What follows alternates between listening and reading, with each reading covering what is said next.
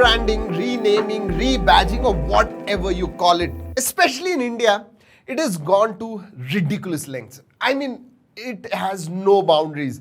The stuff that's happening today in Indian smartphone market is absolutely ridiculous. I'm going to talk about it. This is Arun Prabhudesai. You are watching Trakin Tech English. And today I am going to share my thoughts about what I think about this rebadging, renaming phenomenon, especially in India. Let me be very clear. First, this is India specific. Renaming, rebadging is not really a bad thing. Yeah, when especially let's say in Europe or in US countries, Western countries where you don't have too many launches, you probably have a couple of smartphone launches every month. In India, you probably have a launch every couple of days. Yes, in a week we at least see 4 or 5 launches of smartphones in India. We literally in some weeks we every day bring you unboxing video on our Trakin Tech channel. And when those kind of launches happen, the numbers, it's ridiculous to bring same phone again under a different name. First, they create sub-brands. I'll give you some examples. Yeah, Xiaomi, Mi, Redmi, and then Poco.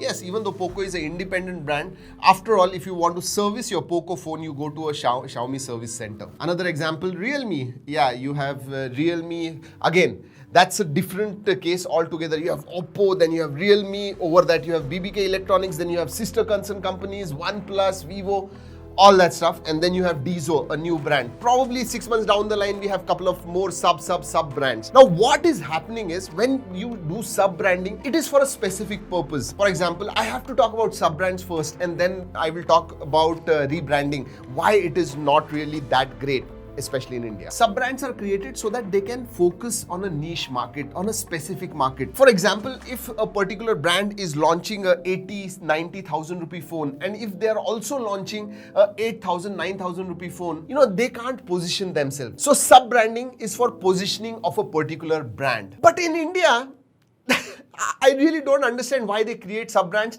and then they do a renaming. A fine example would be Poco F3 GT, which is going to launch. We don't know. These are all the speculations and rumors that are there. Poco F3 GT is exactly Redmi K40 gaming.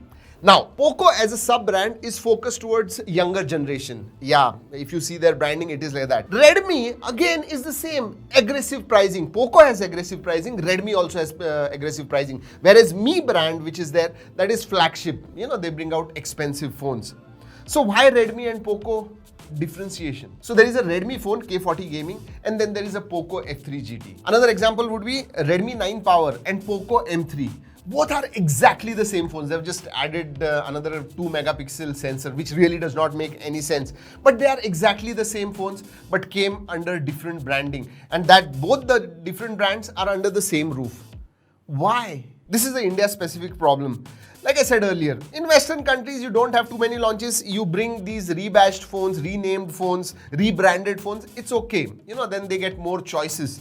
In India, there are no choices. It's only confusion. Yeah, it increases confusion. I would have understood if the prices were different, but even prices are same. I mean, exactly same prices, exactly same phone, and under different brands, launched nearly 10 days, 15 days apart. How does that make sense other than creating confusion amongst consumers who really don't understand this? And I said, these brands go to some unimaginable lengths. For example, I'll just give you an example once again of Poco F3 GT.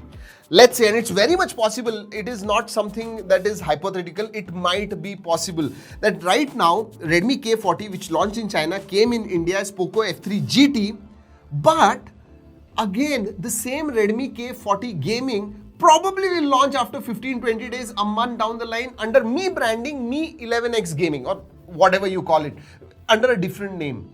Yes, those are sort of things that are happening in India.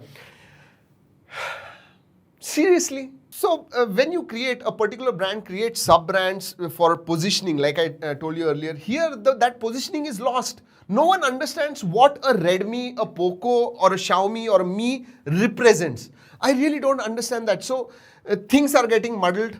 Consumers are getting confused, and we as unboxers and tech reviewers, we have to do the same thing again and again and have to tell in the videos, no, this is the same phone that launched there, this is the same phone with a different name. That's just not right. Again, I'm not against Poco, Xiaomi, Mi. Yeah, Poco F3 GT is a great phone and I'm looking forward to it. Yes, I got Redmi K40 Gaming and we have already done its unboxing first impressions. But I want to see how Poco F3 GT is different and especially what the price is going to be. So again, let me reiterate, there's nothing about a particular brand. I was just talking about this rebranding thing going a bit too far and that's not good for consumers. That's the point I wanted to make in this video. I really want to know what are your thoughts on this. Do you think or do you welcome this kind of rebranding? Yeah, one-off phone, a different phone comes, it's fine. But the same phones, couple, 2, 3, 4 phones launching with different names again and again. Does that make sense? No, I don't think so. Give your thoughts in the comment section and if you like this video, hit that like button. First time, please subscribe. That's about it in this video. Until next time, keep Trakin and stay safe.